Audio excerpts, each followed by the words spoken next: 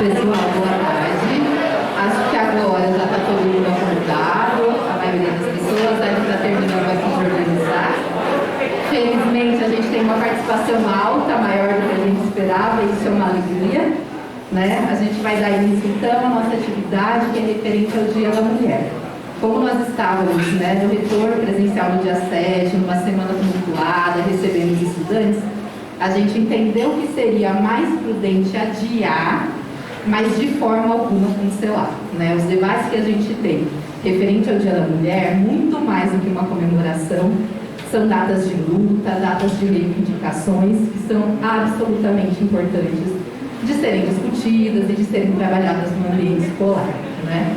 Para essa mesa, a gente escolheu o título Violência de Gênero, Aprender para Prevenir, porque a gente sabe, não é novidade para ninguém, as situações de violência que constantemente temos vivenciado em relação às mulheres, né? Muito especialmente em relação às mulheres trans. E aí, nesse sentido, a gente trouxe uma mesa muito querida, vou apresentá-las depois individualmente, para tentar justamente discutir essa questão da violência, né? Nós já temos conversado muito com vocês em relação ao respeito a todas as pessoas, o apreço à diversidade, a tolerância em todos os aspectos, mas a gente vive também nesse momento uma espécie de sociedade que valoriza a violência. Então a gente tem a valorização da lacração, a valorização do cancelamento, e tudo isso gera em nós e na comunidade atitudes de violência, né? E enquanto escola a gente trabalha justamente no sentido contrário, para que a escola seja um lugar, um contraponto a uma sociedade que valoriza a violência, para que a escola seja um lugar de paz, um lugar de tolerância, um lugar seguro para todas as manifestações, tá? E é nesse sentido, então, que a gente propõe hoje essa conversa, Violência de Gênero, Aprender para Prevenir. Essa iniciativa faz parte do projeto Jovens Mobilizadores pelos Direitos Sexuais e Reprodutivos, do Mobilize FSP, com o apoio da Coordenadoria Sociopedagógica, que tem vários representantes aqui, da SEX, também representada, que é a nossa Coordenadoria de Extensão, e da Coordenadoria de TI. Queria, de modo muito especial, agradecer a presença do Rodrigo, que é coordenador do projeto, faz parte do Reprolatina, e tem colaborado muito conosco no trabalho dessas temáticas. Quero agradecer o Felipe, nosso diretor educacional, também, que deu um suporte, um apoio imenso na realização desse trabalho. Vou passar agora a palavra para o professor Eberval para dar boas-vindas e a gente conseguir aí começar então formalmente o nosso debate de hoje. Obrigada, gente.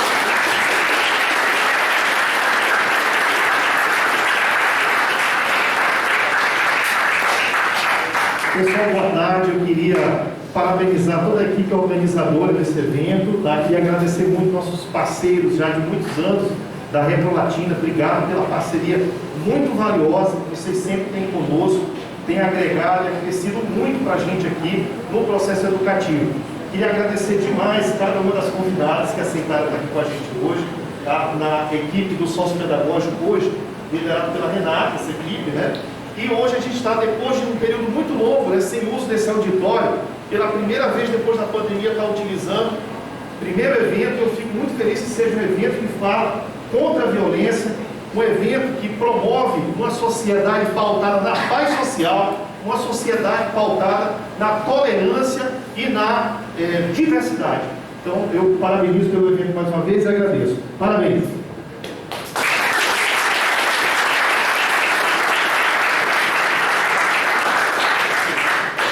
E aí, cada uma das convidadas fica super à vontade para se apresentar. Eu vou fazer uma apresentação muito breve, tá bom?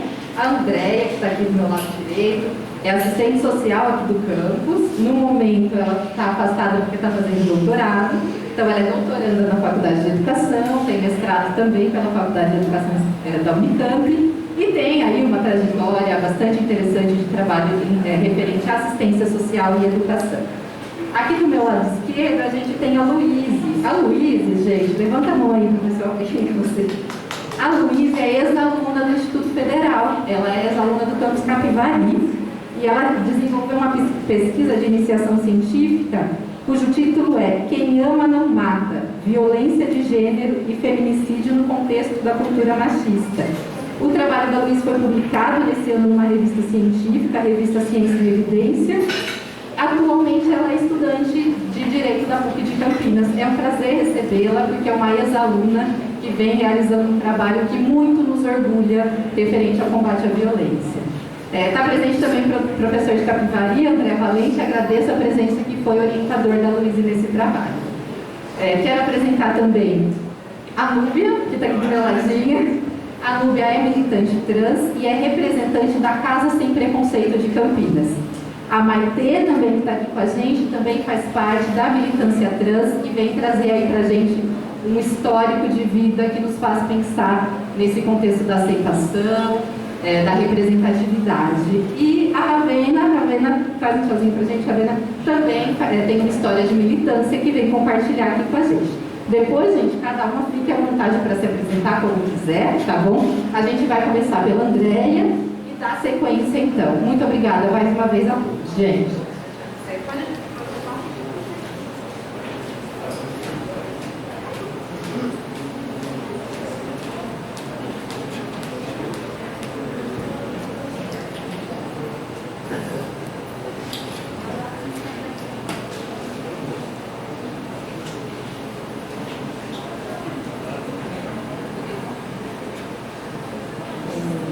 Boa tarde, pessoal.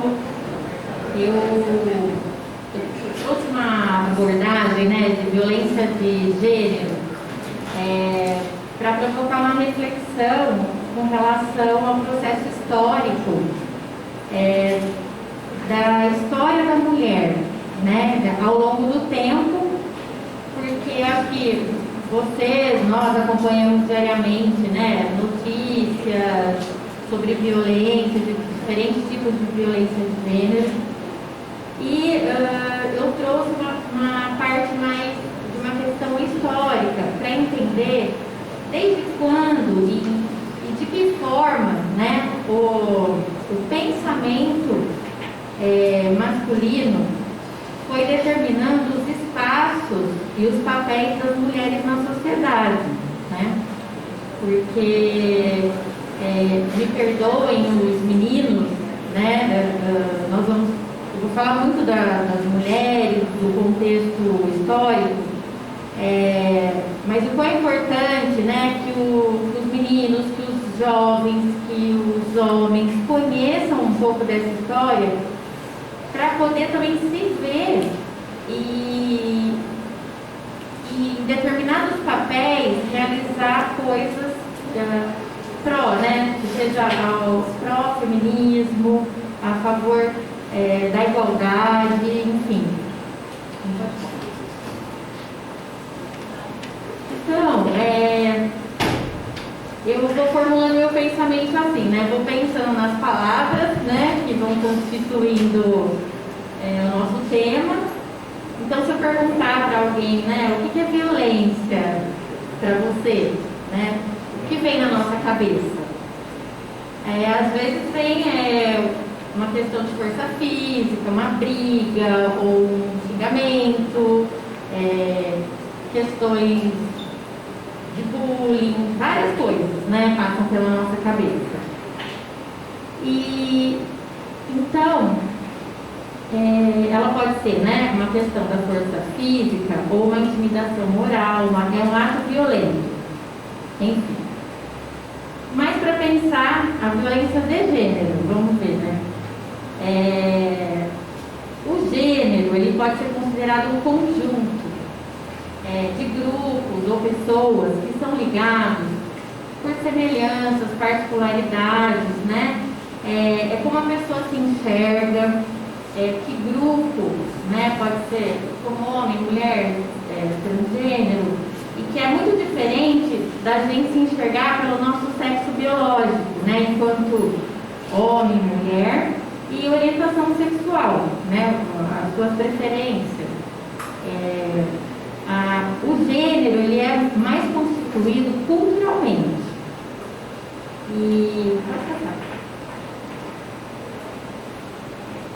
Então a violência de gênero, ela pode ser considerada, tem várias abordagens e conceituações, tá? Eu trouxe essa, no sentido de ser um ato violento, baseado no gênero do ser humano.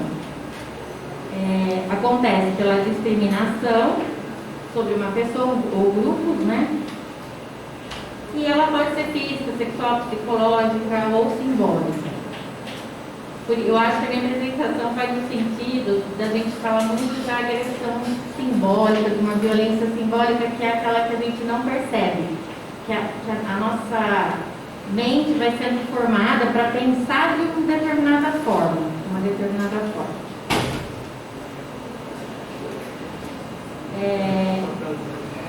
Então é isso. O que eu disse para vocês, né? Que eu vou tratar do ponto de vista mais histórico ao longo do tempo e como que os papéis sociais foram sendo definidos.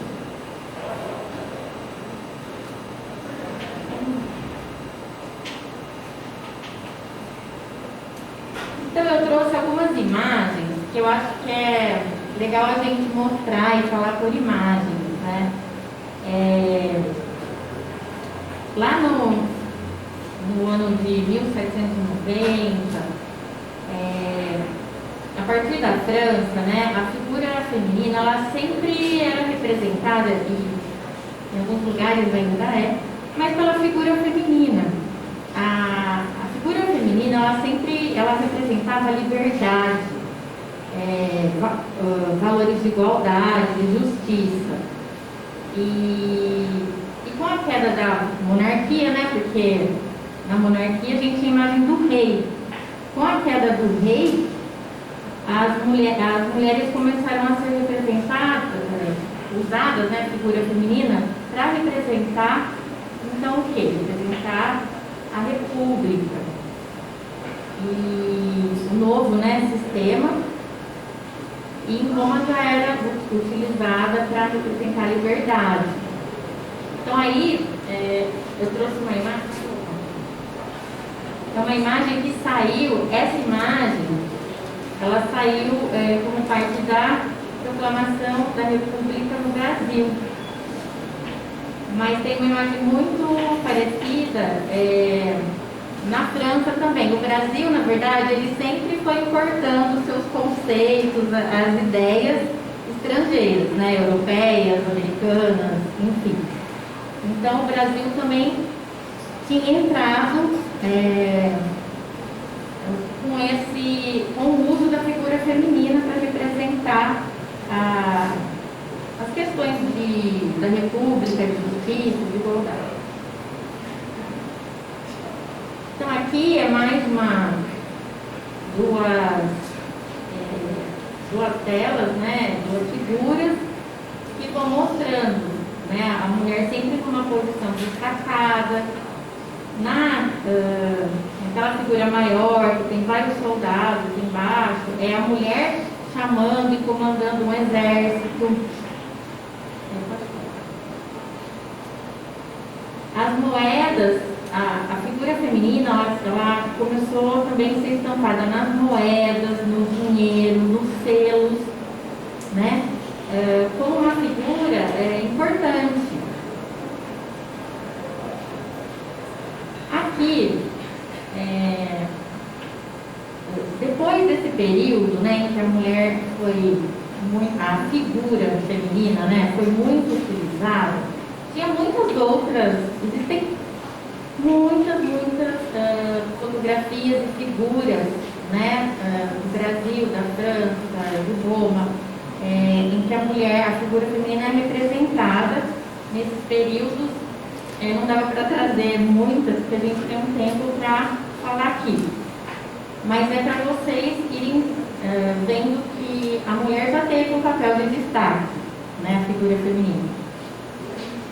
Aí essa figura, ela já vai para o momento, né, em que foi entrando o período da industrialização, da Revolução Francesa, industrialização, e a República, que era a figura feminina, começou a ser retratada por cartunistas de forma muito pejorativa, sempre no sentido de desqualificar a figura feminina.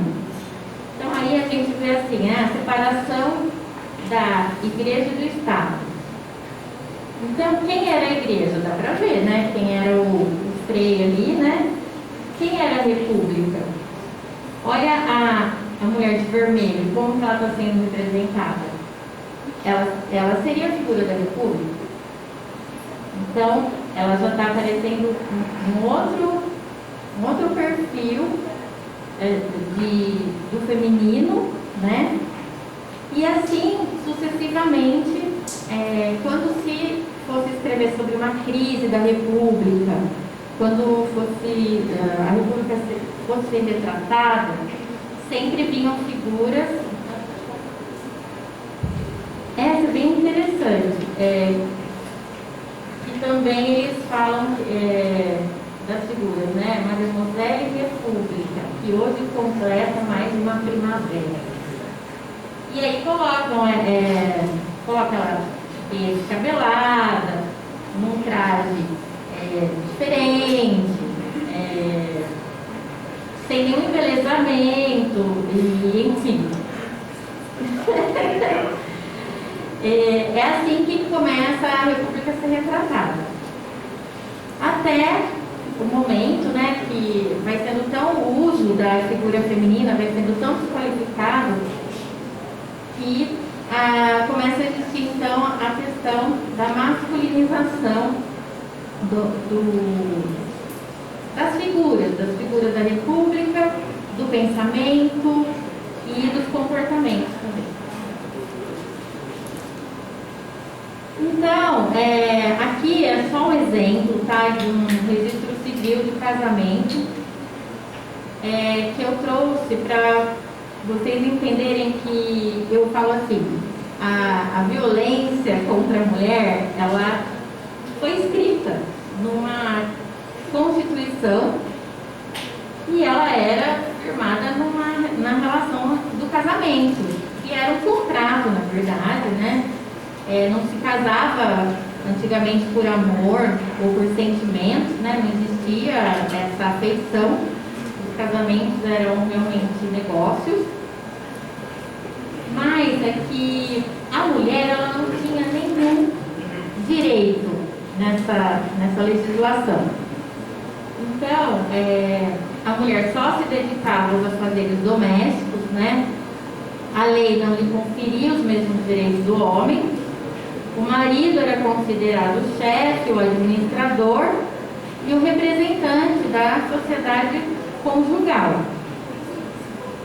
E a mulher, né, a instituição família, né, ela era vista como uma unidade de produção. E então, se tinha filhos, né, não sei se já comentaram com vocês, mas as famílias eram numerosas porque os filhos tinham que trabalhar na roça, era uma época rural, tinham que trabalhar na roça e precisava ter uma família numerosa para dar conta das plantações, enfim. E então a família era vista como a formação de um patrimônio.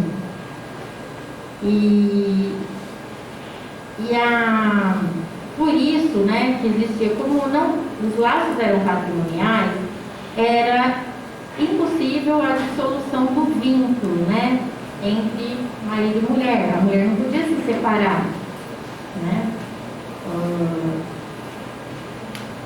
porque desagregaria a família, né, e essa desagregação dessa família, do modelo de família que existia, era uma desagregação da sociedade, porque era como se a família fosse uma referência para a sociedade.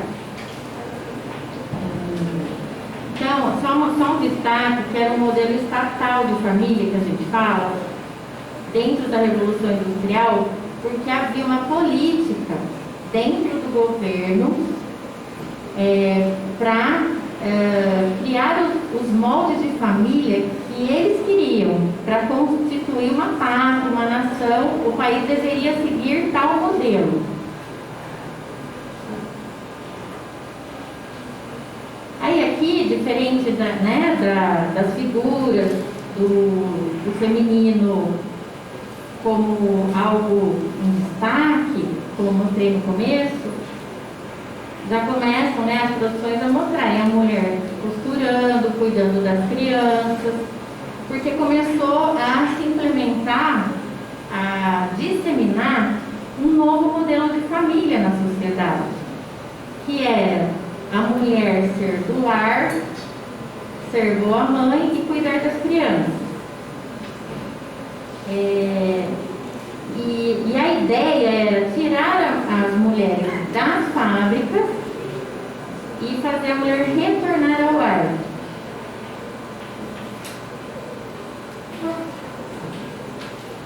Nossa, só falta 5 minutos.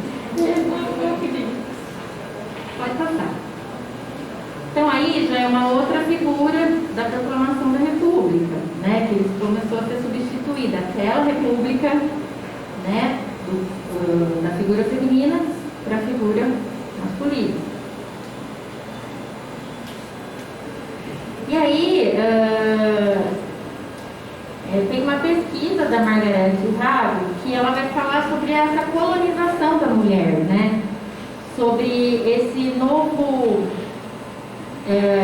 o processo de criar um novo operário que, com base na higienização das fábricas, mas a ideia é retirar as mulheres das fábricas porque elas já estavam competindo em mão de obra com os homens. Muitos homens de família, chefes de família, eles ficavam desempregados porque muitas indústrias preferiam contratar mulheres.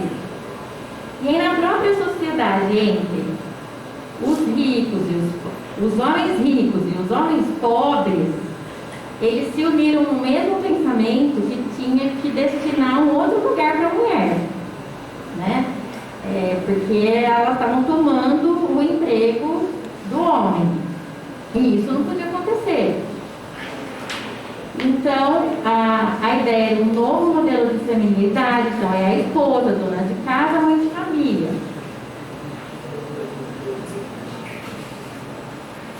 Então aqui são figuras para retratar, né, as mulheres operárias e os movimentos, né, que elas faziam também, porque embora a história tenha apagado os movimentos femininos que aconteciam, né, a gente só vê movimentos de operários, de homens, existiam também muitos movimentos femininos. E não que não exista registro, mas não existe tanto, mas as mulheres também lutavam por direitos dentro das fábricas, né, por melhores condições de trabalho, de vida.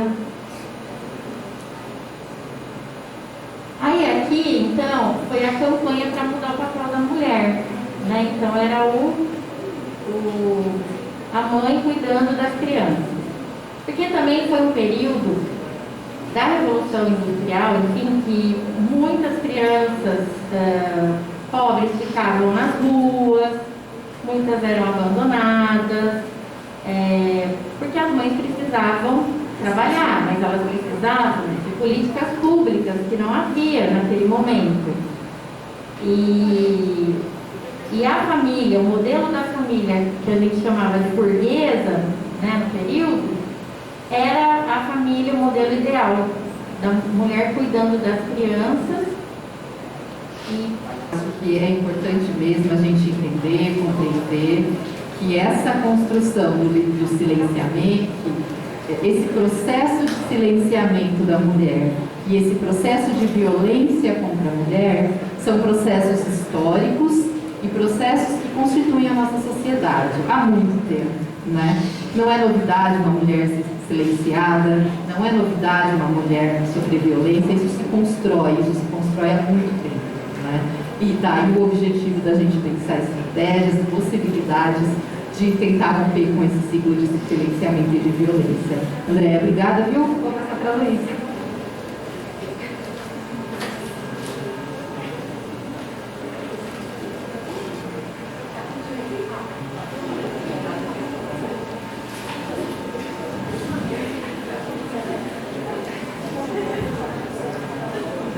Oi, gente, boa tarde. Primeiramente, eu gostaria de começar agradecendo a oportunidade de estar aqui, a Eliane, que entrou em contato comigo, ao Instituto, a vocês que estão aqui hoje, ao meu professor André, que foi meu orientador, fez todo o remanejamento das aulas dele lá em Capivari, para poder estar aqui. Sou muito grata e espero que esse momento seja o mais proveitoso possível para todos nós. Bom, vou me apresentar, já foi apresentado, mas falando brevemente. Eu estou agora no primeiro ano de Direito, aqui em Campinas, na PUC. Me formei no Instituto também ano passado. Fiz o técnico em Química. Em 2020, no meu segundo ano, eu fiz a pesquisa de iniciação científica. Nos primeiros 6 meses eu fiz como voluntária e nos últimos 6 eu ganhei a bolsa. Participei do CONICT, para quem não sei quem conhece, que é o Congresso dos Institutos Federais, da Mostra de Pesquisa, Ciência e Extensão. Depois de 2 anos eu estou aqui hoje. A pesquisa foi um dos motivos, né, que me fez escolher cursar o Direito. Né, o tema da violência de gênero é um tema que me encanta muito, que me desperta muito interesse em mim, e eu vi a oportunidade de poder seguir com isso. Então, enfim, estou falando tudo isso para falar que acho que essa oportunidade que o nosso instituto, né, seja aqui, seja lá, nos outros, dão para nós alunos, é uma oportunidade que a gente deve agarrar, né, que traz uma evolução não na nossa parte, na nossa vida acadêmica, mas como pessoa também. Bom, enfim, vamos lá.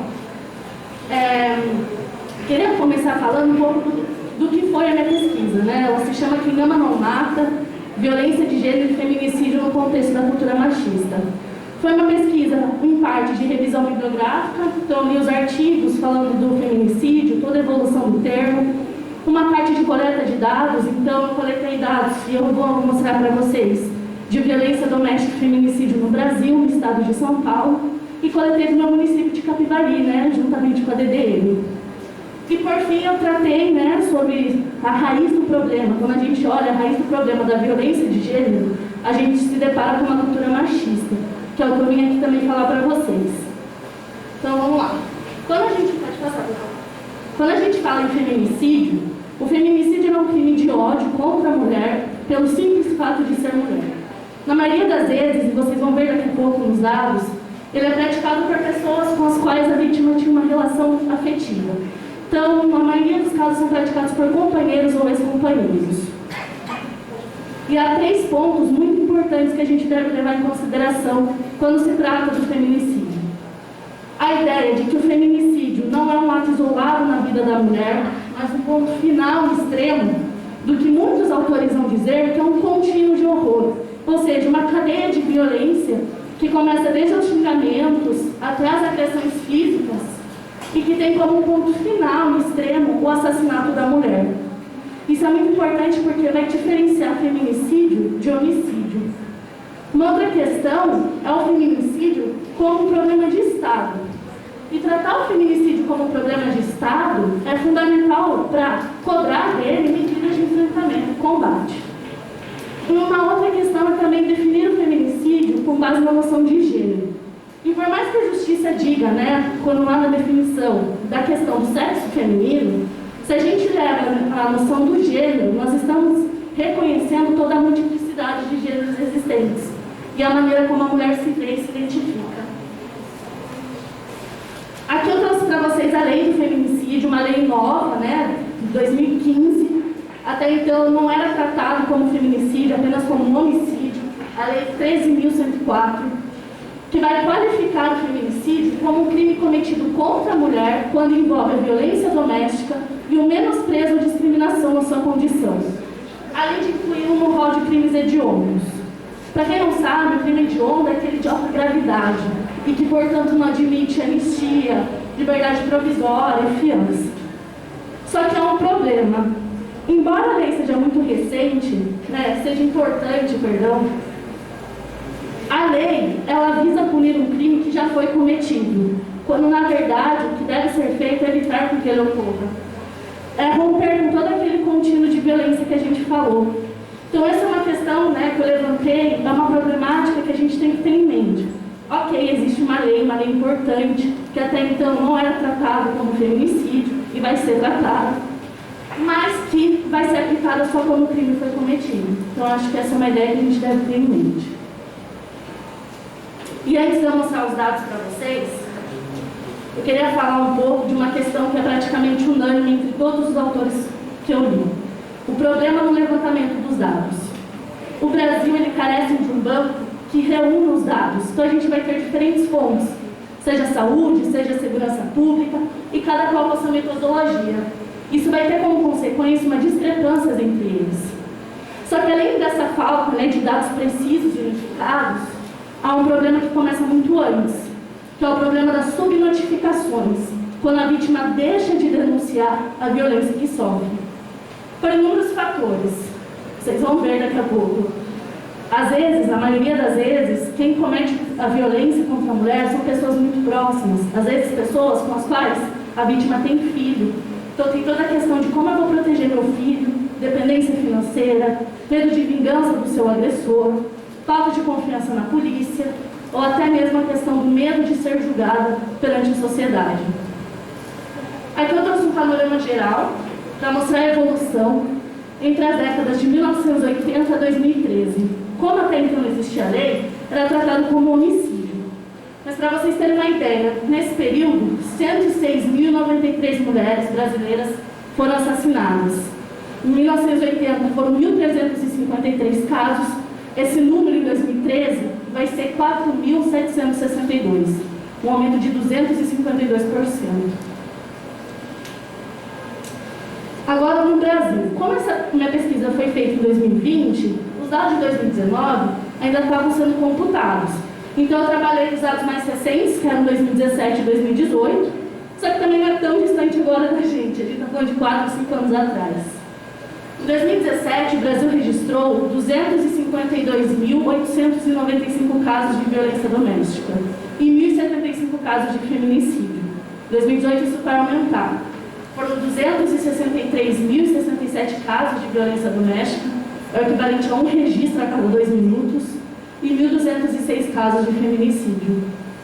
E quando a gente analisa o perfil de quem cometeu o crime, olha lá, quase 90%, 88,8% foram praticados por companheiros ou ex-companheiros das vítimas. 1,3% por parentes, 0,5% por conhecidos e 9,4% tinham outro vínculo. O que a gente observa com esses dados?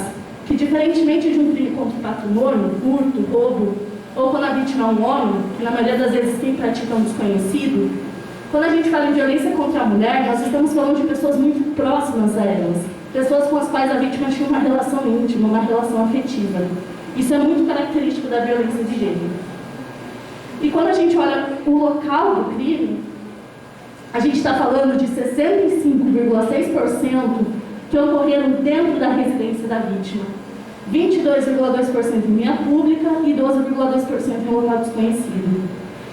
Esses números vão revelar que a casa, que deveria ser um local de segurança e conforto à mulher, muitas vezes representa perigo. E a pandemia tornou isso ainda mais evidente. As mulheres, devido a todas as medidas sanitárias, né, de isolamento social, muitas tiveram que conviver 24 horas com seus agressores. E aí a gente viu diversas medidas sendo adotadas, né? Por exemplo, um X vermelho na palma da mão, o botão lá do aplicativo da Magazine Luiza. Então foram medidas adotadas para tentar ajudar essas mulheres que tiveram sua situação de vulnerabilidade ainda mais intensificada com a pandemia. Agora no estado de São Paulo, em 2017, foram registrados 50.665 casos de violência doméstica e 120 casos de feminicídios. Em 2018, isso aumenta também. Foram 50.688 casos de violência doméstica e 136 casos de feminicídios. E quando a gente vai olhar, né, qual que é a raiz, de onde que começa, de onde que vem a violência de gênero, a gente identifica uma cultura machista. E antes de entrar nisso, eu queria contar um caso que aconteceu no Brasil e que deu origem ao lema que Cama Não Mata, que foi escolhido por mim no título. Em 1976, não sei quem conhece esse caso, bastante popular, Ângela Diniz, esposa de Doc Street, um casal da sociedade carioca, foi assassinada com 4 tiros pelo seu companheiro, que não aceitava o fim do relacionamento. Ângela Diniz queria acabar com a relação, Doc Street, não aceitando, deu 4 tiros em sua esposa. 3 anos depois, Doc Street vai ser levado a julgamento e ele vai ser absolvido sobre a tese da legítima defesa de honra que existia até pouco tempo atrás. E aí isso gerou uma forte comoção por parte de toda a sociedade, né? O que é ameaçar a honra de um homem? A mulher só quer romper uma relação, ela ameaça a honra de um homem, isso dá o direito a ela de levar 4 tiros. E aí foram organizadas manifestações feministas, e é daí que surge o lema, quem ama não mata. Essa frase símbolo da rejeição dada, né, ao direito de matar aos homens, maridos, companheiros e namorados. A pressão foi tanta que o desfecho disso tudo é que depois, em 1981, o Doc Street vai ser levado a julgamento novamente e ele vai receber 15 anos de prisão e depois ele cumpre. Eu quis contar esse caso porque a gente percebe todos os valores machistas presentes nesse caso e tantos outros, né? Foi um caso que gerou comoção pelo veredito, né? Ele foi absolvido pela tese da legítima defesa de honra e por ser um casal muito conhecido, um casal muito bem de vida na época. Então, falando um pouco sobre essa cultura machista, a gente pode falar que ela é uma herança colonial. Ela está presente no Brasil há séculos. O Brasil foi imposto a ele todos os valores herdados de Portugal. Portugal se baseava no modelo de família patriarcal, sustentado pela Igreja Católica, que afirmava a ideia, né, de um casamento dissolúvel. A gente conhece aquela frase, juntos até que a morte os separe. Então, e aí a gente percebe nessa situação ainda melhor no período do cultivo da cana-de-açúcar. Os senhores de engenho, eles tinham poder sobre as terras, sobre os escravos e igualmente sobre as mulheres. As mulheres eram vistas como objetos, cabia a elas apenas o cuidado da casa e dos filhos. Então os papéis sociais eles eram muito bem definidos. E isso vai começar a enfraquecer na metade do século XX, com a consolidação do capitalismo. As mulheres começam a entrar no mercado de trabalho, pelas mudanças promovidas pela industrialização e urbanização, e aí elas deixam de ocupar exclusivamente o espaço privado e passam a ocupar o espaço público. Só que isso vai trazer uma outra consequência. E eu vou ler a passagem da psicóloga Ana Lu Faria antes. Ana Lu Faria afirma que é no campo privado em que ocorre a naturalização da opressão feminina, relacionada à ideia de maternidade como lugar central para as mulheres. Ana Lu Faria quer dizer com isso que se hoje a mulher não é mais educada exclusivamente para ser dona da casa e cuidar dos filhos, ela é educada para o mercado de trabalho, ainda assim a dificuldade em muitos homens em dividir os afazeres domésticos com as suas esposas. Então, o que a gente vê como consequência? Uma dupla jornada de trabalho para as mulheres, que saem de casa para trabalhar, ocupam os espaços públicos, mas ainda assim são responsáveis pelos afazeres domésticos e pelo cuidado com os filhos. E aí, né, essa violência que vai trazer essa ideia de que o feminino é sinônimo de inferioridade, fragilidade, e que o masculino é sinônimo de superioridade e coragem, as mulheres que vão desafiar esses preceitos tradicionais de gênero vão ser vistas como descumpridores. E aí muitos homens vão reconhecer na violência como uma única saída para resolver esse problema. Mostrar quem é que manda, tentar manter essa ordem, esse padrão que é e deve ser rompido pelas mulheres. Só que, gente, violência não é correção comportamental, não é mostrar quem é que manda. Violência é imposição de poder e controle. E quando a gente pensa, então, nesse machismo, uma questão, né, que eu tenho em mente, que eu desenvolvi e que a gente precisa ter, é que o homem, nós estamos vendo, ele é a parte ativa do problema da violência de gênero. Mas quando a gente está falando como enfrentar esse problema, a gente tem que levar ele como uma forma ativa do seu enfrentamento. Então, tratar o machismo também trazendo consequências para o homem. Assim como o machismo, obviamente, vai afetar muito mais as mulheres, que são vítimas de assédio, estupro, violência doméstica, feminicídio, ele também vai fragilizar o homem em alguma medida. E é o que diz o Cortês. Trata-se de uma lógica binária simplista, que em termos práticos inibe ou constrange o homem de usufruir ou desenvolver potenciais sensíveis e práticos que nossa sociedade estimulou nas mulheres. O que o Cortês quer dizer é que desde quando crianças é ensinado aos meninos que homem não chora, homem não demonstra sentimento. Se ele chora, isso é uma atitude de mulherzinha. E esses meninos vão crescendo e se tornando adultos com essas ideias enraizadas em suas mentes. Então, eles, como eu disse, eles vão ver na violência uma forma de tentar manter essa ordem, né? Aquilo que foi repassado a eles. Pode passar. E aí é por isso que quando a gente pensa em formas de enfrentamento, a gente deve levar em consideração a questão do homem aceitar como elementos de suas identidades sociais a fragilidade, a sensibilidade e o cuidado de si. É mudar as nossas concepções acerca do que é ser homem e ser mulher. Desconstruir essa ideia de que as mulheres são inferiores, são frágeis, e que os homens são superiores, são corajosos, valentes. No Espírito Santo, há programas de ressocialização aos homens agressores, e que têm demonstrado grandes resultados. Por quê? É o que eu acabei de falar, esses homens eles foram ensinados desde pequenos todas essas ideias e esses valores machistas. Então eles precisam ser reeducados. Aqueles que são agressores, eles precisam ser ressocializados. Eles precisam aprender que não é assim que funciona, que a violência é uma imposição de poder. Então, para finalizar, quando a gente fala em enfrentar uma cultura machista, a gente está falando de um problema muito difícil, mas que não é impossível. É um problema que requer investimentos públicos, políticos e sociais, né? Que demanda de toda uma cooperação coletiva e social, desde os grupos sociais que exercem grande influência nas nossas vidas, a escola, a igreja, a família, os amigos, né? Desconstruir essa ideia, ensinar desde criança, mudar esses valores, para que só assim a violência de gênero seja enfrentada. Bom, acho que era isso que eu queria falar, em linhas gerais. Se alguém tiver alguma dúvida, quiser comentar alguma coisa, sintam-se à vontade. Obrigada.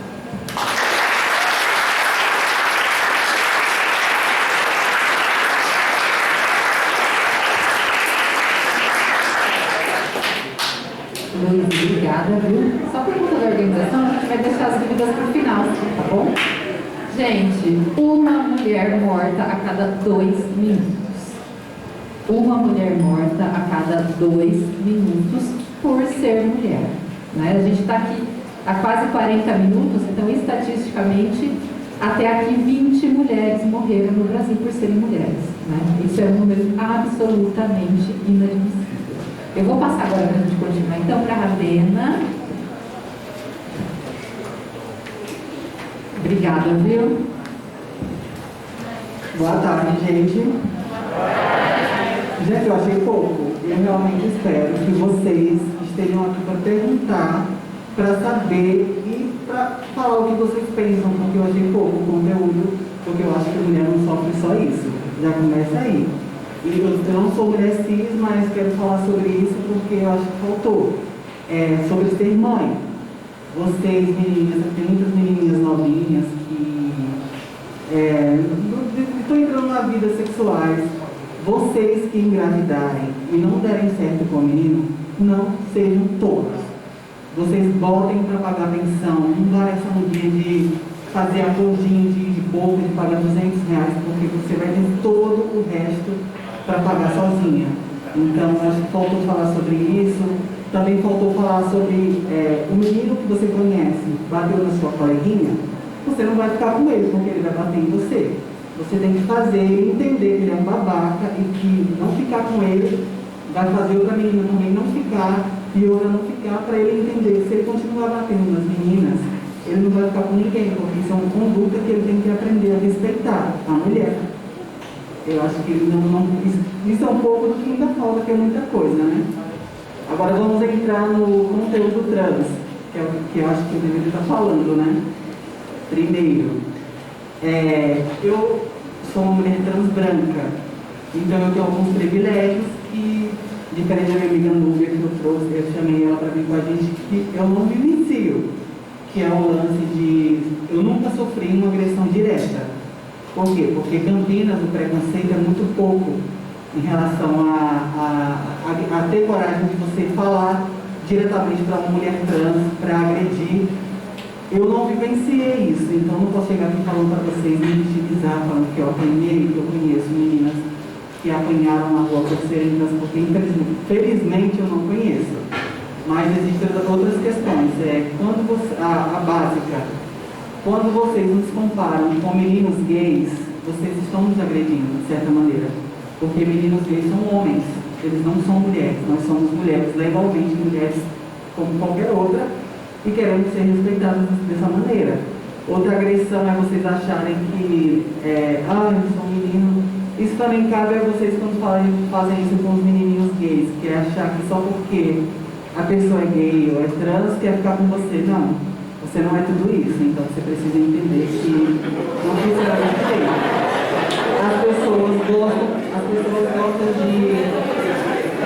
acho que todo mundo já viu falar isso, né? Ele é gay, ele deu em cima de mim, tá bom, né? Não, você precisa entender que as pessoas gostam de pessoas magras, gostam de pessoas gordinhas, gostam de pessoas fortes, e aprender a respeitar isso. Quando você tiver essas noções básicas de que todo mundo é ser humano, isso passa. As outras agressões que vocês acabam submetendo a gente sem saber é quando vocês veem uma imagem feminina e vocês tratam no masculino por causa da voz. Porque vi um detalhe no RG, como eu já sofri isso no passado, né? Agora não mais. Eu chegando no lugar, a pessoa me tratar como mulher, e meu documento ainda não está mudado, e é porque ele. Aí tipo, não é ele, você estava me tratando no feminino. Até agora há pouco, só porque você viu meu RG, você simplesmente me tratou no masculino. São coisas básicas que vocês precisam intervir. Outro exemplo que ela falou sobre criança, que é quando você é moldado desde pequeno. Criança não vê maldade. Já falo isso porque todas as crianças que vivem é tia. Não existe tio, não existe suspeita. Quem coloca essa suspeita nas crianças é você. Quando você está com seu filho, e você vê seu filho olhando outra pessoa, ele está encantado, e você fala, que bonita. Não é bonita, homem. Parece uma mulher, mas não é. Isso é muito errado. Você está ensinando uma conduta errada para essa criança. Aí, um exemplo, o menino achou bonita, chega e fala assim, mas ela é homem. Entendeu? Isso é muito errado. É tudo agregado, né? Quando você vai colocando na criança, a criança vai crescendo, aprendendo a ter preconceitos que vocês colocam. Um exemplo, o seu amiguinho está se descobrindo um menino trans, está se descobrindo uma menina trans, você tem que acolher. Tipo assim, não vai mudar nada. A diferença é que você vai ter que aprender a respeitar de uma maneira diferente. Vai ser o seu amiguinho, vai ser a sua amiga do mesmo jeito, não vai mudar em nada. Talvez você acabe ficando interessado por ela por ser do gênero diferente do que você estava acostumado a ser. Mas é só isso. Mas eu quero que vocês saibam que existe sim muitas agressões contra as mulheres trans, nos vitimizam, acabam achando que a gente está se vitimizando, quero falar isso, né? Não nos dão oportunidades. Um exemplo, a gente vai numa entrevista de emprego, eles tratam a gente igual uma barra, com todo respeito, com todo carinho, mas não nos contratam, porque é uma visão que os clientes não vão querer. Vocês chegam, um exemplo, quando eu falo de associar a gente a gays, vocês pensam, mas o meu trabalho é impossível, tipo, tem um monte de menino. Gays são homens são privilegiados. Então, o que acontece? Você sempre vai ver um gay no restaurante servindo, você vai ver um gerente que é gay, mas você nunca vai chegar para a garçonete trans, oi, eu posso te servir? Porque não contratam. Eles empurram a gente para a prostituição, entendeu? Tipo assim, eu já... outra coisa, um exemplo, eu já cheguei a conhecer meninos do Tinder, aplicativo, e eu falei assim, eu quero transar, eu não quero namorar ninguém. E a pessoa, mas você vai cobrar? Acontece muito de achar que por a gente ser trans, a gente vai cobrar. E existem meninas trans que são diferentes. Tipo, eu nunca me prostituí, eu nunca precisei. Eu também não consigo, né? Mas são coisas que dá muito dinheiro, mas no meu caso eu não preciso. Outra coisa que eu falei que eu não sofro esse tipo de agressão é vocês acharem que nós não somos ameaças, ou as meninas acharem que nós somos ameaças. Nós sofremos a agressão de ser fetiche. O que é isso? Tipo assim, você entrar no Tinder, tem muitos meninos querendo ficar com as meninas por coisas que eles não são capazes de fazer. É vulgar isso que eu vou falar. Um exemplo, eles querem ter sexo anal, eles receberem sexo anal. E eles não têm coragem de pedir as namoradinhas porque... Ela tem outra vivência diferente. Foi onde eu também fui convidada pela Graça, né? E eu quis também trazer, porque era só eu trazer elas para contar a história dela, porque eu acho que cada mulher tem uma vivência diferente, já vivenciou coisas diferentes. Gente, eu só tenho isso para falar, porque eu acho que a Ravena falou tudo. E eu vou passar para a Núbia. Maite, muito obrigada também por trazer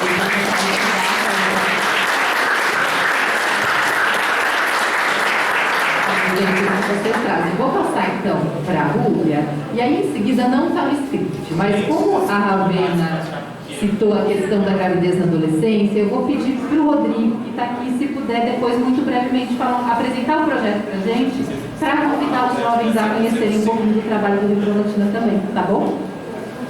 Boa tarde a todos, como estamos? Bom, a minha vivência com o corpo de travesti preta, periférica, é o contrário dessas vivências aqui das minhas amigas, que a gente é percebida sim. Depois dos 35, a gente é morta, tá bonitinho, não pensa que é fácil não, viver ainda. Mas eu vejo que também tem as questões de privilégio também, que até os professores passaram aqui, né? A questão das questões das mulheres também, que a gente, mulher, as travestis, as mulheres pretas, são empurradas para a prostituição. Vou dizer que não é nada fácil isso não, porque eu conheço muito assim, pessoas que já viveram. Quando eu vivi, vamos lá, eu vou falar a idade, só não vale depois de 22 anos, mas no modo não esquece, vamos lá. Quando eu decidi sair de casa, foi muito assim, fácil, tranquilo. Só que eu não sabia como ia lidar com a violência do Estado. Porque a violência do Estado, ele já permite a questão da solitude, desse corpo ficar atrás, que ele não pode viver, que ele tem que morrer, né? Então hoje a gente percebe quantas travestis estão vivas, quantas mulheres trans estão vivas, para contar a história. Eu tenho uma que eu acho que é um exemplo, que eu acho que até os professores deveriam dar uma pesquisada, na Janaína Lima, que ela foi uma travesti muito ótima, ela contou muita história. Eu não estou aqui para representar ela, mas eu lembro que quem ia contar essa história ia ser a Sus, né? Que é da Casa Sem Preconceito. E aí também fui para lá alguns dias, passar umas férias, mas eu já voltei para o Vila Nova, viver minha rotina periférica. Só que a Janaína foi um ser assim, que contou, fez a área da pedagogia também. Ela estudou bastante para estar nesse espaço, mas devido às questões, né, como a sociedade não queria um corpo preto participando desse espaço, então o negacionismo também, que é o ó, vou dizer que não é nada fácil. E também conheci a Suzy me acolheu, né, eu saí de casa, mas a minha vivência quanto corpo preto é uma rotina muito dolorosa, que eu não vou dizer pra você, eu tenho todo o privilégio delas, não tenho. Porque a gente é perseguida pelo Estado, igual, tipo, elas contaram a vivência delas que conseguiram retificar o documento. Eu também, gente, não vou dizer que foi fácil. Eu queria matar o dia essa palhaçada, mas, igual eu falo, a violência que a gente sofre é o seu corpo ser fertilizado, também corpo negro, e também as questões da empregabilidade, que muitas mulheres sabem que a empregabilidade para as mulheres são baixas, mas para a nossa classe que fez tudo isso, a nossa classe trans e travestis, muito pelo contrário, os empregos são muito médios e pequenos. Se a gente for fazer um estudo também social de quantas travestis estão vivas, de quantos que elas falaram que até os 35 as travestis morrem, a gente tem que fazer um estudo também do suicídio da travesti, suicídio de corpos trans também. Vou dizer que é uma coisa assim, é bacana contar história. Imagine, quantas travestis vocês conhecem aqui, ao todo? Só levanta a mão, Bu. Alguém conhece? Ali, só 3. Só uma pergunta, vocês conhecem, mas vocês convivem com elas? Vocês convivem com elas? Vocês já chamaram uma travesti para qualquer dia fazer um cabelo, a unha, qualquer coisa com vocês? E outra pergunta, qual de vocês conhece alguma que trabalha em banco, no hospital? Hospital eu já vi, mas é assim, é a minoria. Alguém conhece? Quantos travestis vocês conhecem? E quantos travestis vocês já viram na faculdade? Que já se formou? Tipo, nenhuma, né? Por quê? A prostituição é o maior lucro para receber o corpo dela. É o maior lucro. Não vou dizer que é uma coisa boa, que, igual eu falo, é a mesma coisa. Quando a gente entra no sistema também, de entrar nos estudos, muito pelo contrário, a gente não é aceita também. Não vou dizer que todo mundo tem as suas crises. Igual um dia eu fiz um trabalho de equipe, né? Aí, né, meus colegas, né, bonitinhos, tudo bonitinho, né, colega? Você sabe, né, que colega a gente faz isso vestido. Só que uma era tão conservadora que não queria aceitar uma travesti na casa dela, porque ela tinha os filhos dela. E aí eu olho assim, qual que é a diferença disso, meu filho? Só porque eu sou travesti, você acha que eu vou incentivar a criança a ser travesti, meu amor? Não, muito pelo contrário. Você tem que me respeitar, porque eu tenho minha idade de 22 anos, eu já passei muito tempo. Agora, suas crianças, eu não sei o que eu posso dizer. Se ela vê, ela vai conhecer como tia, quem que é essa pessoa. A minha vivência também com a minha família foi difícil. Não foi nada fácil, que eu vou dizer pra vocês. A minha vivência, quando eu saí de casa, foi para viver a Núbia. Foi para viver a Núbia. E quando eu vejo que eu preciso de ajuda, aí encontrar a Suzy, né? Suzy foi o melhor caminho. Pois eu agradeço muita fé. E aí resolvo voltar para casa, né?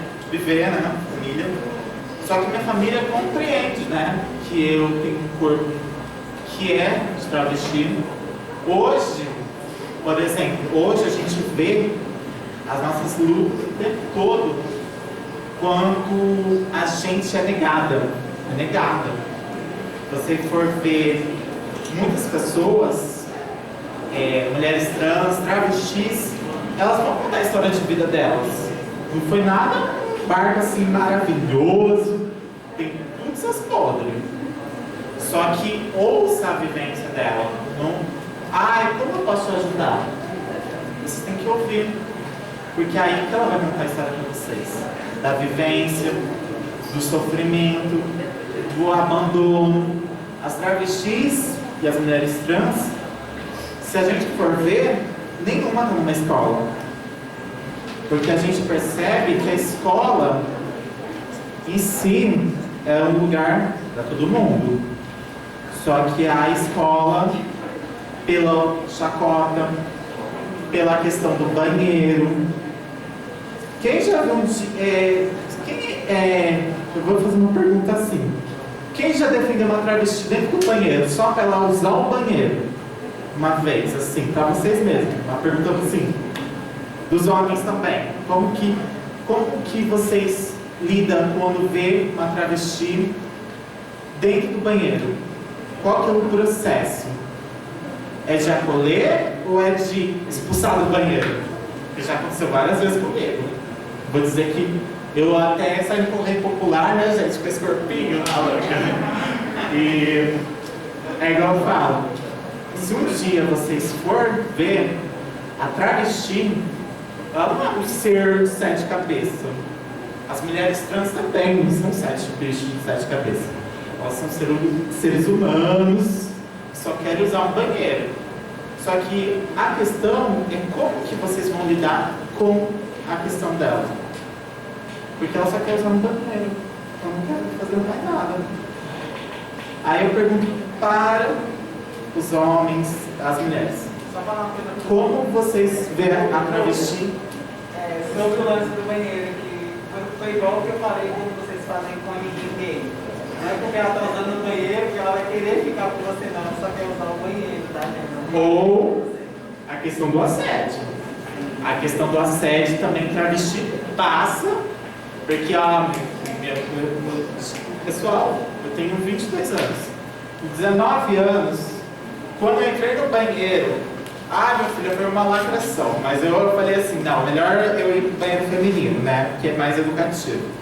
Porque os homens também têm um jeitinho porco, desculpa falar. Mas, quando os homens não são descobertos, né, porque eles pegam os rapazes também do banheiro, desculpa falar, mas é uma coisa nojenta. Desculpa, gente, pode ir, mas desculpa, eu tenho que ser sensata com vocês, porque eu vivi anos dentro do banheiro, uma caixinha que era o banheiro.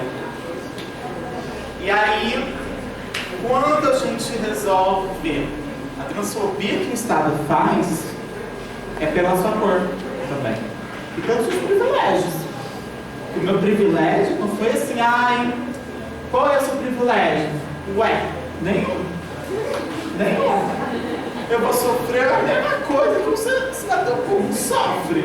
Um homem negro, uma mulher negra, eu vou sofrer a mesma coisa. Só que vai me chamar de outras coisas, como macaco, como traveco também, igual as minhas colegas avisaram aqui. Só que o problema é como que os homens também lidam com a gente. Porque, igual eu falo, os homens, eles veem a gente como, igual as minhas colegas falaram, um objeto sexual. Só que eles nunca vão entender a vivência da travesti, das mulheres trans, porque as mulheres trans têm os seus privilégios também, as mulheres brancas.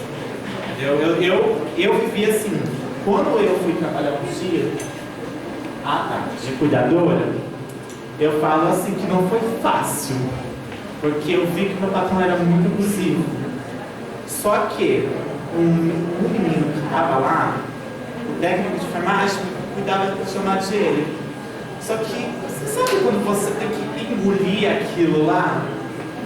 Como que vocês engoliriam? Me diga.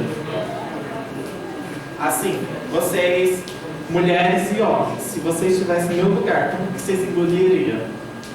Ela quer falar assim, como que a gente tem que aceitar situações que não deveria ser, por causa do emprego. Alguém quer responder essa pergunta? Pode vir aqui. Eu acho que não chega, tem que vir aqui, não vai chegar. Pode Se vir. você quiser falar bem alto daí, que depois a gente... Não, pode vir. Pode vir. Não fica com vergonha não, minha filha. Não, depois a gente faz uma enquete, então.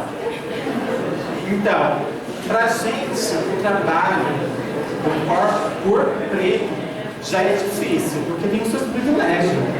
Tem a questão da documentação, que às vezes é difícil de conseguir. Eu lutei em 2020 para dar baixo no nome de Alcó, misericórdia. Eu falei assim, misericórdia, eu não estou aguentando mais esse nome de Alcó. Mas tá bom, né? Mas eu consegui viver. Só que os estudos que eu acho que tem que ver também é a questão das mulheres trans que são vivas e das travestis. As travestis também, hoje, vocês estão vendo que estão aos poucos conseguindo, evoluindo, né? A palavra correta, evoluindo os espaços que foram negados para elas. Hoje, se você for ver também, na nossa política pública, na nossa Câmara de Vereadores, são 3 deputados, que são poucas mulheres que estão lá. Então, é igual eu falo, a mulher trans, travesti, tem que estar no lugar onde ela deveria estar. Espaço de estudos também, só que a gente tem que brigar o tempo todo, né? Porque a nossa política, né, às vezes é negacionismo. E é isso, que a minha vivência foi um patamar assim, que eu sofri a transfobia, eu não tenho marcas, mas o meu psicológico abala. Se eu contar minha história, mas a sua história é tão linda, vou falar a história linda do quê, minha filha? Você conseguiu conhecer uma travesti viva nesse mês, pelo menos você conseguiu conhecer. Mas se você não sai daqui, eu fico morta, e aí, como que faz? Pelo menos você conheceu, você viveu a experiência com essa pessoa. E Muito pelo contrário. A gente também, aqui do nosso debate, que nós temos a questão da solidão. A solidão aflige o nosso corpo, sim. Só que a estatística fala mais alto. Quando a gente vê que está sozinho, a gente faz o suicídio. Só que aí a gente tem que ver. Acho que é isso, né? Mas, obrigada, gente. Foi um prazer contar minha história de vida.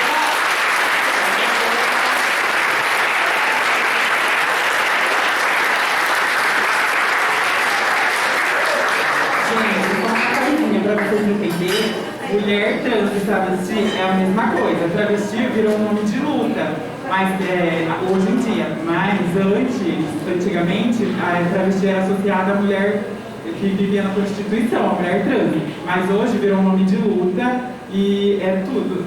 Mulher trans e travesti é a mesma coisa. Toda mulher, gente. Mulher. Meninas, muito obrigada por compartilhar aí, as perspectivas de vocês. E aí acho que a gente, deixa eu trocar só vez a gente reforça então o objetivo da discussão de hoje, né? O quanto de violência a gente perpetua, o quanto de violência a gente silencia, o quanto de violência a gente reproduz nas nossas atitudes diárias, né? Eu acho que essas questões, elas ficam para a gente pensar, então, no momento posterior desse debate. Né? O quanto de violência a gente silencia, a gente perpetua, a gente reproduz contra todas as mulheres, né? O nosso tempo está bem apertadinho, mas eu queria muito que o Rodrigo, pelo menos, apresentasse um pouquinho do trabalho dos jovens mobilizadores, porque é um trabalho muito bacana que ele e a Eliane vem desenvolvendo aqui no campus, e eu acho que pode ser do interesse de muitos de vocês. E aí a gente faz uma rodadinha rapidinha de perguntas, tá bom? Obrigada, viu, Rodrigo? Bom, vou tomar muito tempo, porque eu também quero participar do debate. Acho que tem muita coisa boa. Primeiramente, parabenizar a mesa, parabenizar a Eliane, toda a equipe que organizou. Acho que ficou muito claro, né, pessoal? 3 pontos, quando a gente vai trabalhar, além de tudo que a gente já ouviu, não tem como considerar a violência de gênero, além do fator histórico, se a gente não pensa a questão de classe, a questão de raça e a questão de gênero. Né? Eu acho que esses 3 pontos são fundamentais para a gente fazer qualquer compreensão de nós enquanto ser humano mesmo. Né? Bom, meu nome é Rodrigo, tá? Eu faço parte da equipe da Reprolatina. A Reprolatina é uma ONG, uma organização não governamental, situada em Campinas desde 1999, que trabalha dentro da área da saúde sexual e da saúde reprodutiva. Em 2017, nós fomos convidados pela Fundação FEAC, que talvez muitos de vocês conheçam, a pensar um projeto para o município de Campinas que tivesse a juventude como pauta, né, como foco, objeto, né, do público beneficiado, trabalhando as questões dos direitos sexuais e dos direitos reprodutivos. Então, como trabalhar essas temáticas do exercício dos direitos sexuais, do exercício dos direitos reprodutivos, do exercício de viver a sua orientação, a sua identidade de gênero, de ter acesso, né, às políticas públicas de prevenção, de poder construir um projeto de vida saudável, de trabalhar a educação integral em sexualidade dentro das escolas e nos outros espaços fora dela. E aí, dentro disso, a gente vem trabalhando, então, com esse projeto. Em 2018, nós estabelecemos uma parceria com o Instituto Federal. A gente tem algumas outras escolas, projetos sociais da cidade, alguns centros de saúde parceiros no projeto. E o grande objetivo é trabalhar essas questões, né, colocar na mesa temas como esse, temas ligados à sexualidade, temas ligados às relações da desigualdade de gênero, colocar dentro desse tema, né, acho que a mesa trouxe um pouco isso, né, o nosso papel, né, enquanto homens, como que nós estamos reproduzindo, vivenciando as nossas masculinidades, como nós homens estamos quebrando essa estrutura do machismo, né, a gente viu que nós somos a causa, se nós somos uma das principais causas, nós podemos passar a ser uma solução. Né, eu acho que a gente tem muito que aprender com os movimentos feministas. A gente tem há mais de 40 anos, o movimento feminista vem trabalhando o empoderamento das mulheres. Hoje a mulher está empoderada, mas o homem não foi capaz de ser reeducado, de de que essa mulher não pertence a ele, que ela não é o seu objeto sexual. Né? Então, quando ela diz não para um relacionamento abusivo, eu, homem, não fui educado, né? Ou fui educado dentro desse padrão do machismo, e aí eu tiro a vida dessa pessoa ou eu cometo uma violência. Então está na hora de nós, homens, nos organizarmos. O Estado de São Paulo já tem iniciativas importantes, como a Luísa trouxe ali na fala dela, do Espírito Santo também. Campinas está começando um movimento para discutir, grupos de homens para discutir as questões da masculinidade. Então a gente precisa se envolver. O projeto acontece aqui no Instituto Federal, acontece aqui no território noroeste, em outras regiões de Campinas também. Fica o convite, nós vamos ter a divulgação para capacitação de jovens, que vocês podem participar, de alguns profissionais que queiram se envolver também. Então, nós estamos nas redes sociais, só procurar pela América Latina e estou à disposição. Mais uma vez, parabenizar e agradecer aí as meninas.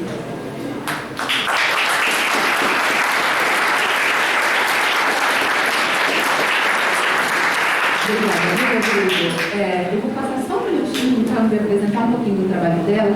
A gente já está caminhando para o encerramento, mas vou abrir ainda uma rodadinha de questões. Eu queria só pedir para a galera colaborar um pouquinho, o pessoal do fundo está com dificuldade de ouvir, tá bom? A gente já está caminhando para o encerramento. Eu gostaria de ter mais tempo para a gente conversar, para a gente dialogar, mas a gente está aí, né, com o tempinho contado. Eu vou só passar para a Nubia apresentar o trabalho, e aí levanta a mão para mim quem tem questões, se alguém quiser questões, para a gente poder debater um pouquinho. Pode falar sobre Boa tarde, né? Então, eu esqueci de falar sobre, né, a casa de acolhimento, né, Paz Sem Preconceito, que acolhe bastante pessoas trans, vulnerabilidade de rua, igual eu fui acolhida. Hoje eu ia trazer a Suzy, porque a Suzy ela tem uma bagagem maior do que eu, porque ela viveu muito essas opressões, né? Então, eu acho que assim, se vocês quiserem conhecer, é uma coisa bacana, é uma coisa super bacana, um espaço de acolhimento que acolhe pessoas trans, travestis, em situações de vulnerabilidade, né, gente? Que a gente tem que pensar também. Só que hoje ela mantém por doações também, né? Se quiser ajudar, é um espaço super bacana, que às vezes precisa de ajuda, sim. Às vezes as meninas que vêm de outro estado, que precisam de acolhimento. E sempre um espaço muito bacana, que eu amei, sabe? Não sei lá, eu até sinto um pouco de saudades. Mas eu volto para ver a dona ela. Mas é sobre isso, tá? Muito obrigada por esse espaço, tá? A gente é que agradece imensamente a participação de todas vocês e do Paulo, que aqui também com a gente, do Paulo. Gente, questões, comentários, dúvidas, alguém quer se manifestar? Você consegue? Eu acho que esse chega. Não, chega. Boa tarde, meu nome é Vitória e eu conheço muitos casos de garotas trans, quando se assumem que é uma mulher, elas serem espancadas, elas serem expulsas do lar que vivem, simplesmente por ser o que ela é. E eu acredito que o preconceito que vai antes do preconceito social, você tem um preconceito dentro do lar que vive. Eu queria saber como foi descobrirem que não é que seu nome era Maite, que seu nome era Nubia, que seu nome era Ravena. Como que lidaram com isso? E como vocês lidaram com a situação deles, da reação deles, a descobrir que vocês são vocês mesmos?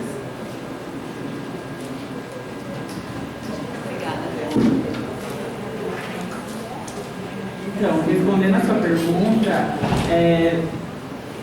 igual a gente falou do privilégio, eu acho assim que eu fui privilegiada também porque eu nasci numa família que é extremamente evangélica, fanática, religiosa, a Ravena conhece, e eu achei assim que quando eu fosse assumir, porque eu ia assumir primeiro gay e depois mulher, né?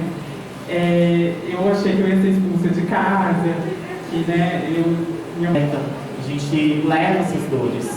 Então, as dores de sair de casa não é a mesma coisa de você vai encarar o mundo. O mundo vai te fazer N coisas. Quando eu saí também de casa, eu conheci a prostituição. Vou dizer que foi uma coisa boa e linda. Mas é você lidar. Porque quando eu volto para casa, eu percebo que a melhor coisa é ver eles vivos e eles me veem que eu estou viva. A cada dia mais. Só isso que eu queria falar. Obrigado. Gente, só para deixar claro, o feminismo não é sinônimo de superioridade, tá? É de igualdade. As mulheres querem igualdade com os homens, isso precisa ficar bem claro. Gente, a gente está com. Vocês têm aula em seguida e a gente está com o tempo apertadíssimo. A gente tem mais alguma questão?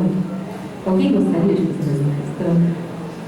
Se não, gente, eu vou pedir licença para a gente encerrar por conta do tempo mesmo, né? Porque o papo está bacana, né? A gente gostaria de conversar mais, mas a gente está com o tempo super justinho e eles têm aula em seguida. Eu vou pedir para quem tiver com as listas de presença, por gentileza, trazer aqui para frente para gente. Quem não assinou, vem procurar a lista da sua turma, tá bom? Para assinar para a presença. Eu queria mais uma vez agradecer muito a participação de vocês, todos os estudantes. Gostaria de agradecer muito especialmente a participação de todas na mesa e quero fazer um agradecimento especial à Eliane, que organizou, que convidou e que proporcionou esse momento para a gente.